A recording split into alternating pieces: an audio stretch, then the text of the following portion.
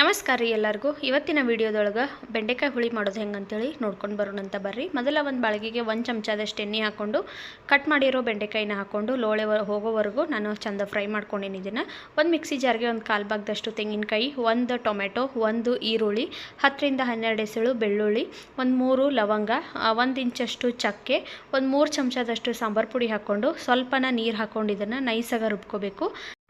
ತರ್ತರಿಯಾಗಿ ಇರಬಾರ್ದು, ಫುಲ್ ನೈಸಾಗಿ ರುಬ್ಕೋಬೇಕು. ನೋಡ್ರಿ, ಇವಾಗ ಮಸಾಲಿನ ರುಬ್ಕೊಂಡು ರೆಡಿ ಮಾಡ್ಕೊಂಡಿನಿ. ಒಂದು ಬಾಳಿಗೆಗೆ 2 ಚಮಚದಷ್ಟು ಎಣ್ಣೆ ಹಾಕ್ಕೊಂಡು ಎಣ್ಣೆ ಬಿಸಿ ಆದಮೇಲೆ ಸ್ವಲ್ಪ ಸಾಸಿವೆ, ಸ್ವಲ್ಪ ಜೀರಿಗೆ, ಸ್ವಲ್ಪ ಕರಿಬೇವು, ಒಂದು ಅರ್ಧ ಸಣ್ಣಗೆ ಹೆಚ್ಚಿರುವಂಥ ಈರುಳ್ಳಿನ ಹಾಕ್ಕೊಂಡು 1 ಚಮಚದಷ್ಟು ರುಬ್ಬಿರೋ ಮಸಾಲೆ ಒಳಗೆ 1 ಚಮಚ ಮಸಾಲೆ ತೊಗೊಂಡು ಹಾಕ್ಕೊಂಡು ಫ್ರೈ ಮಾಡ್ಕೊಂಡಿನಿ.